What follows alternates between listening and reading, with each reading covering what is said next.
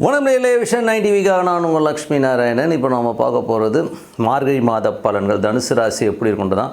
So தனுசு ராசி உங்களது ராசியாதிபதி வக்ரமாக 5இல் வக்ரமாக இருக்கும்போது குழந்தைகள் விஷயங்களில் கொஞ்சம் பிடிவாதங்கள் இருப்பதற்கான வாய்ப்புகள் நிறைய இருக்கும்.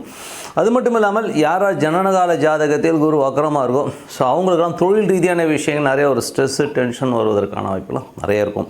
ஸோ இதான் நிலை. அப்புறம் டிசம்பர் 31 மேலே குரு வக்ர நிவர்த்தி ஆயிடுறாருங்க. ஸோ அதுக்கப்புறமும் என்ன ஆகும்னா கொஞ்சம் தொழில் ரீதியான விஷயங்கள் ரொம்ப கவனம் வரும். ஏன்னா 5 கேட்டில் கேதுடைய சாரத்தில் குரு போகின்ற அந்த காலகட்டங்களில் தொழில் ரீதியான விஷயம் ரொம்ப கவனமாக இருக்க வேண்டிய ஒரு காலகட்டங்கள்.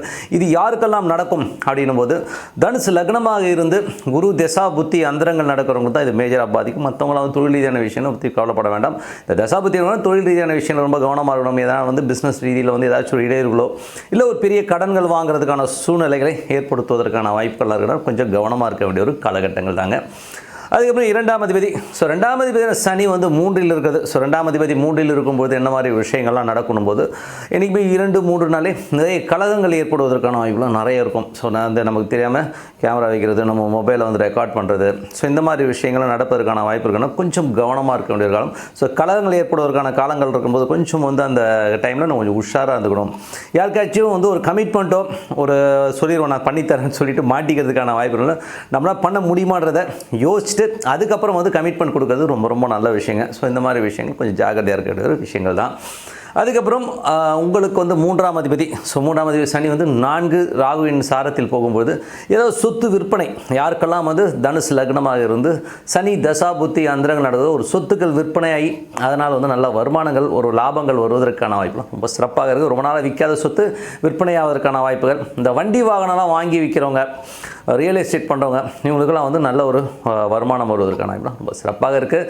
அதே நேரத்தில் யாருக்கெல்லாம் தனுசு லக்னமாக இருந்து சனி தசா புத்தி அந்தரங்கள் நடக்குதோ, ஸோ அவங்களுக்கு தாயை சார்ந்த உறவுகளில் கொஞ்சம் முன்ன பின்ன ஒரு நிறைய டிஃப்ரென்ஸ் ஆஃப் ஒப்பீனியன் வர்றதுக்கான வாய்ப்பு இருக்கிறனால ரொம்ப கவனமாக இருக்க வேண்டிய ஒரு காலகட்டங்கள் தாங்க.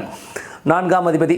ஸோ 4இல் பார்த்தீங்கன்னா குரு 5இல் வக்ரமாக இருந்தாலும் பிரச்சனை என்னென்னா 4இல் ராகு இருக்கிறது. ஸோ 4இல் ராகு இருக்கும்போது என்ன மாதிரி விஷயங்கள் இருக்கும்போது கொஞ்சம் தாயார் கொஞ்சம் எமோஷனாக இருக்கிறதுக்கான வாய்ப்புகள், அதுவும் கேதுடைய அதுவும் புதனுடைய சாரத்தில் போகுது. ஸோ புதனுடைய சாரத்தில் போகும்போது அது 7-10 அப்படிங்கிற ஒரு ரீதியில் போகும்போது அது 10ஆம் அதிபதியுடைய அந்த கேது 10இல் இருக்கிறதும் கொஞ்சம் ஒரு சின்ன சின்ன ஸ்ட்ரெஸ்களை ஏற்படுத்துவதற்கான வாய்ப்புகள் இருக்கிறதுனால ஸோ இது என்னென்னா மாமியார் மற்றும் தாயார் சம்மந்தமான விஷயங்கள் நமக்கு ஏதாச்சும் ஒரு பிரச்சனைகளோ இல்லை மனைவி சார்ந்த விஷயங்களோ ஒரு ட்ரையாங்கிளில் ஒரு ப்ராப்ளத்தில் மாட்டுறதுக்கான வாய்ப்புகள் நிறைய பேருக்கு இருக்கும். ஸோ அதனால் வீடு சொத்துக்கள் சார்ந்த விஷயங்கள் கொஞ்சம் கவனமாக இருக்கணும். ஏன்னா அது நான் 7ஆம் அதிபதி பாதக ஸ்தானமாக வருவதனால கொஞ்சம் கவனமாக இருந்து கொஞ்சம் பார்த்து நடந்துக்கணும். ஓகேங்களா? ஸோ அதனால் என்னென்னா இப்போ புதனும் பார்த்திங்கன்னா இதில் கேதுடைய சாரத்தில் தான் போகுது 7ஆம் தேதியிலேருந்து. ஸோ அப்போது நமக்கு கொஞ்சம் அந்த விஷயங்களை கொஞ்சம் கவனமாக இருந்துக்கணும். ஏன்னா இது என்ன மாதிரி விஷயங்கள் கொண்டு வரணும், மனைவி மற்றும் தொழில் சார்ந்த விஷயங்கள் மிக மிக கவனமாக இருக்கும். அதுவும் யாருக்கெல்லாம் நடக்கணும் போது தனுசு லக்னமாக இருந்து ராகு தசா புத்தி அந்தரங்கள் நடக்கணும் ரொம்ப கேர்ஃபுல்லாக இருக்கின்ற ஒரு காலகட்டங்கள் தான்.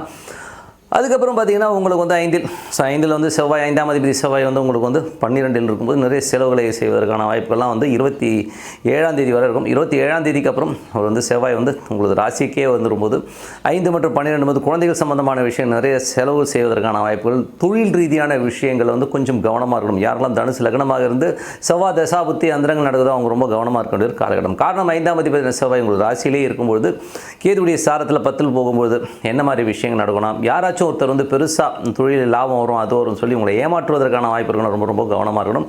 செவ்வாய் தசா புத்தி அந்தரம் நடக்கிறவங்க ரொம்ப கேர்ஃபுல்லாக இருக்கிற ஒரு காலகட்டங்கள் தாங்க. அதுக்கப்புறம் என்ன மாதிரி விஷயங்கள் நடக்கும் அப்படின்னும் போது உங்களுக்கு 6ஆம் அதிபதி சுக்கிரன் 11இல் இருக்கும்போது நல்ல லாபங்கள் அள்ளி தருவதற்கான வாய்ப்புலாம் ரொம்ப சிறப்பாக இருக்குது. ஸோ அது பண்ண கொஞ்சம் எக்ஸ்டென்ஷன்ஸ் இந்த மாதிரி விஷயங்களில் நிறைய பெரிய லாபம் வருங்கிற விஷயங்களும் சரி, அதுவும் வேலை சம்பந்தமான விஷயம் நல்ல லாபங்கள் வருவதற்கான வாய்ப்புலாம் ரொம்ப சிறப்பாக இருக்குது.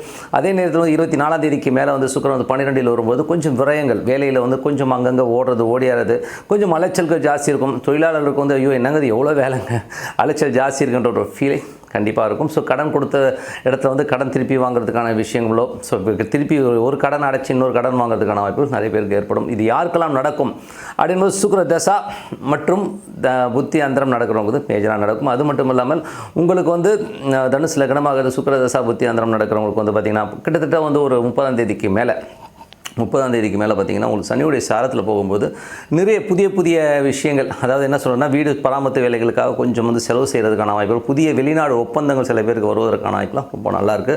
ஸோ இதெல்லாமே ஒரு சின்ன விஷயங்கள். ஸோ இது வந்து நல்லா நடக்கிறதுக்கான வாய்ப்புகள் இருக்குது. இளைய சகோதர சார்ந்த விஷயங்களும் சின்ன விரயங்கள் ஏற்படுவதற்கான வாய்ப்புகளும் நிறைய இருக்குது. ஸோ அதுதான் விஷயம் இல்லையா. மற்றபடி வந்து பார்த்திங்கன்னா உங்களுக்கு வந்து 7ஆம் அதிபதியான புதன் வந்து கேதுவுடைய சாரத்தில் போகும்போது கணவன் மனைவிக்கு நடுவில் கொஞ்சம் மாமியார் தலையிட்டு அதனால் சின்ன பிரச்சனைகள் சில பேருக்கு வருவதற்கான வாய்ப்பு இருக்குது. ரொம்ப கவனமாக இருக்கணும். இது யாருக்கெல்லாம் நடக்கணும் போது தனுசு லக்னமாகிறது, புதன் தசா புத்தி அந்தரங்கள் நடக்கணும், ரொம்ப கேர்ஃபுல்லாக இருக்கின்ற ஒரு காலகட்டங்கள் தான். 8ஆம் அதிபதி, ஸோ 8ஆம் அதிபதியான சந்திரன் வந்து அது வந்து 2.5 நாட்கள் போது இதுக்கு வந்து மாத பலன்கள் வந்து ரொம்ப பர்ஃபெக்டாக சொல்ல முடியாது, அது கொஞ்சம் கஷ்டம். ஏன்னா 2 நாட்களுக்கு ஒரு முறை அது ராசி மாறிக்கிட்டே வரும்போது நமக்கு அந்த ஒரு ப்ரெடிக்ஷன்ஸ் எடுத்து ரொம்ப கஷ்டன்றதுனால கொஞ்சம் வார ராசி பலன் பாருங்கள், அப்போ உங்களுக்கு கரெக்டாக வருகிறதா உண்மையான விஷயம். 8ஆம் அதிபதி, ஸோ உங்களுக்கு வந்து மற்றபடி வந்து பார்த்திங்கன்னா 8ஆம் அதிபதி வந்து என்ன மாதிரி விஷயங்கள் ஆசைகளை தூண்டி விடுவார். ஸோ அந்த ஆசைகளில் வந்து நம்ம அதீதமான ஒரு பேராசையில் வந்து ஒரு விஷயத்தில் விழும்போது அதில் லாக் ஆகி அதில் வந்து நம்ம மாட்டிப்போம். ஸோ அந்த மாதிரி விஷயங்களும் கொஞ்சம் கேர்ஃபுல்லாக இருந்துக்கணும். மற்றபடி வந்து 9ஆம் அதிபதி சூரியன் உங்களுக்கு ராசியிலே கேதுடைய சாரத்தில் போகும்போது தந்தை சார்ந்த சொத்துக்கள் சம்மந்தமான விஷயங்களில் கொஞ்சம் ஸ்ட்ரெஸ் இருக்கிறதுக்கான வாய்ப்புகள் இருக்குது. ரொம்ப வயதான தந்தை முடியாமல் இருக்காங்கன்னா அவங்களுக்கு கொஞ்சம் பக்கத்தில் இருந்து பார்த்துக்கிறது ரொம்ப அவசியம். உங்களுக்கு புரியும்னு நினைக்கிறேன். ஸோ கொஞ்சம் கடைசி நாட்களாக கவுண்ட் பண்ணிட்டு இருக்காங்க, ரொம்ப கஷ்டமாக இருக்கும்போது அவங்க வந்து கொஞ்சம் கூட இருந்து பார்த்துக்கிறது ரொம்ப நல்லது.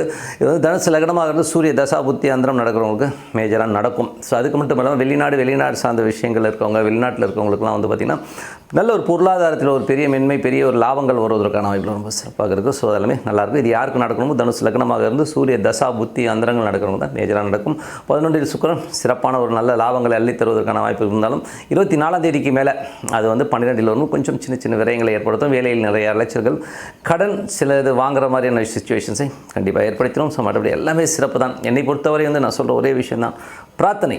ஸோ நிறைய வந்து நம்ம பரிகாரம் அது இதெல்லாம் போகிறத விட ஒரு பிரார்த்தனை வந்து மனதார வந்து இறைவனை நோக்கி பண்ணும்போது அதுவும் டெய்லி ஒரு சைலண்டில் உட்காந்து பிரார்த்தனை பண்ணுவோம், சிறப்பான பலன்கள் அடுத்த லெவலுக்கு மூவ் ஆகிறதுக்கான வாய்ப்பு ரொம்ப சிறப்பாக இருக்குன்னு சொல்லிட்டு உங்களிடமிருந்து விடைபெறுவது உங்கள் Lakshmi Narayanan. Vision 9 TV subscribe பண்ணுங்கள், பெல் ஐக்கானை ப்ரெஸ் பண்ணுங்கள். நன்றி, வணக்கம்.